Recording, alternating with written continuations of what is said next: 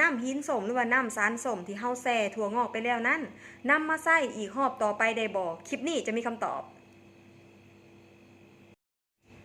สำหรับมื้อนี้จะพาพี่น้องไปเบิ่ง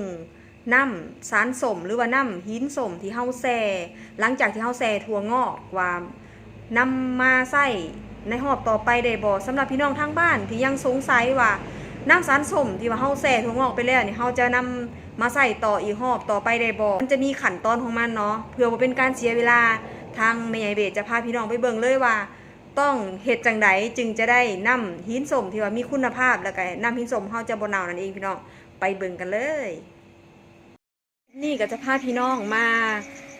ต้องเอาน้ำหินสมที่เฮาแซ่ถั่วงอกไว้แล้วเนาะพี่น้องก่อนหน้านี้ก็คือได้เราการแส่ถั่วงอกให้พี่น้องได้เบิ่งเนาะว่าจะมีขั้นตอนแบบใดก็คือใน EP ก่อนหน้านี้เฮาก็ได้อธิบายให้พี่น้องฟังไปแล้วเป็นสูตรที่แม่ใหญ่เบสปรับขึ้นมาปัจจุบันนี้คือทางฟาร์มเขาจะใส่อยู่1กิโลต่อน้ำ50ลิตรเนาะสำหรับการแส่หินสมไว้แส่ถั่วงอกว่าซั่นซะและหลังจากการแส่ถั่วงอกแล้วเนาะเขาก็ยังเอาน้ำหินสมตัวเก่านั่นเนาะมานำใส่อีกรอบหนึ่งก็ได้เช่นเดียวกันพี่น้องซึ่งขั้นตอนของมันเนาะหลังจากที่เฮาแส่ถั่วงอกแล้วนะมันก็จะมีใบเลี่ยงของถั่วงอกเนาะหล่นลงมาใส่เนาะเฮาก็ต้องทำการตักออกและหลังจากนั้นเฮาก็ต้องกรองเอาน้ำมาสั่นซะซึ่งจะเป็นแบบใดนั่นมาเบิ่งกันอันนี้จะเป็นน้ำหินสมที่ว่าเฮาผ่านการใส่ไปแล้วแต่ว่าเฮาได้มีการตองเอาตัวที่เป็นขี้ขุ่ยมานะพี่น้องเห็นเนาะขาวๆแบบนี้เนาะอันนี้คือเศษส่วนของถั่วงอกนั่นเองพี่น้องเฮาก็เอามา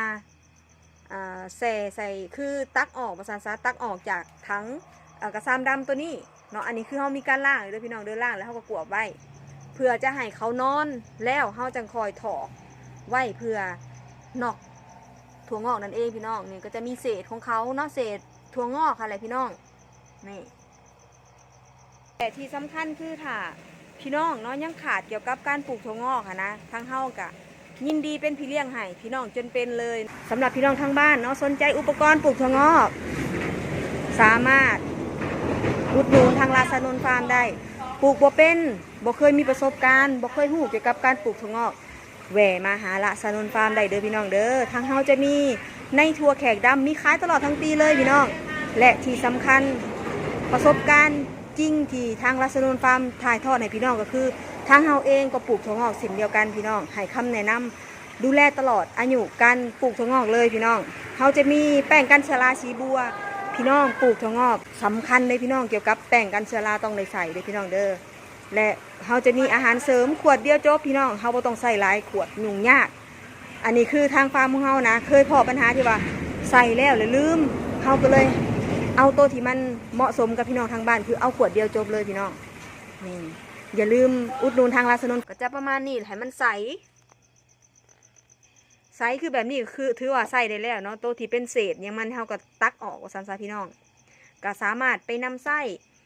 ไว้แซ่ถั่วงอกอีกกับเป็นอาทิตย์พุ่นเลยพี่น้องถ้าเฮาดูแลแบบนี้ต้องมีการตักออกว่าซันซานั่นในเศษส่วนของเขาหั่นเขาจังเพื่อถนอมน้ำหินสมของเฮานั่นเองแล้วก็ซอยเฮาประหยัดค่าใช้จ่ายเนาะในส่วนนี้ว่าซันซาเอาฝากไว้นำเด้อพี่น้องเด้อสำหรับการแซ่หินสมหรือว่าสารสมเนาะใส่ในกับถั่วงอกข่าวบอกเข้าใจจุดใดก็สามารถคอมเมนต์เข้ามาถักมาถามกันได้เด้อ